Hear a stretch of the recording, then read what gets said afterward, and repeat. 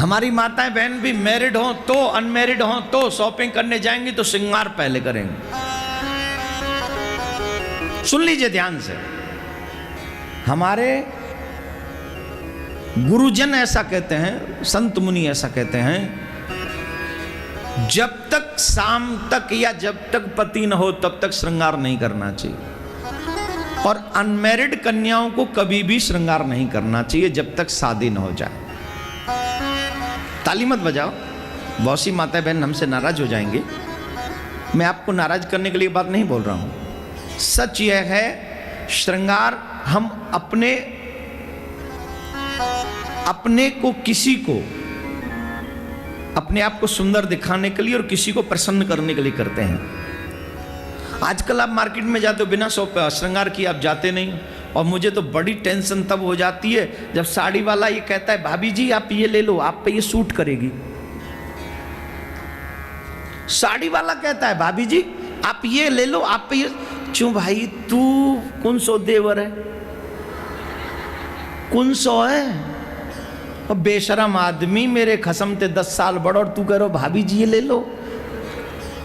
और फिर तू कहीं कह रहा भाई मैं जाके काज पहरूंगी बुक है ये जी ये ले लो, तो बात समझ में आवे।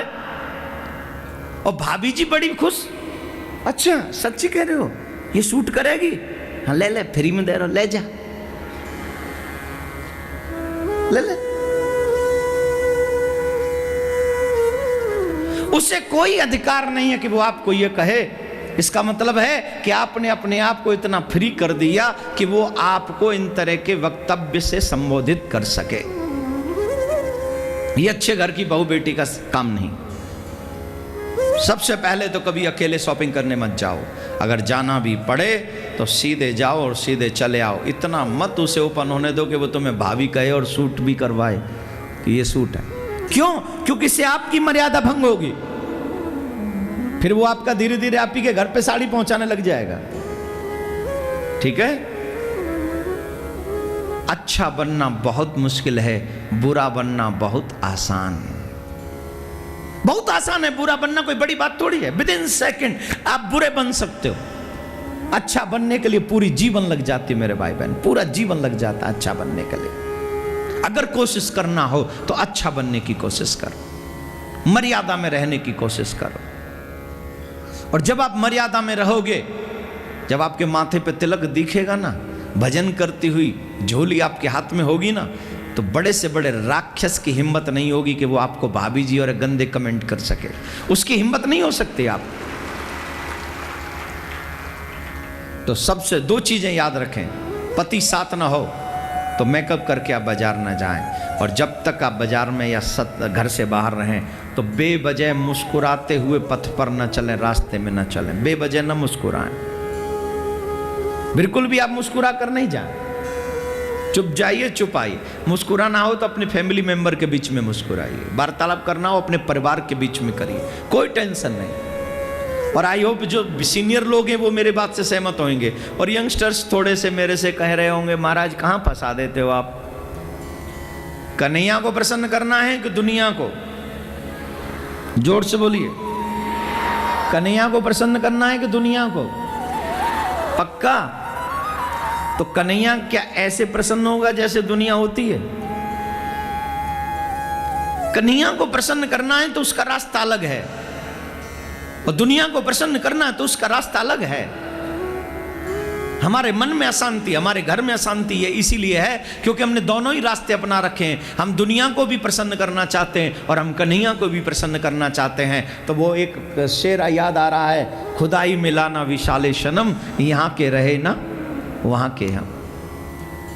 हमें कुछ नहीं मिला, न यहाँ कुछ मिला न वहाँ कुछ मिला। अगर पाना चाहते हो, अगर मनाना चाहते हो तो एक रास्ते पे चले जाओ, और जब एक रास्ते पे चले जाओगे तो काना मिलेगा, मिलेगा सांवरिया, बजेगी बांसुरिया, जन्म अनमोल रे तू राधे राधे बोल रे।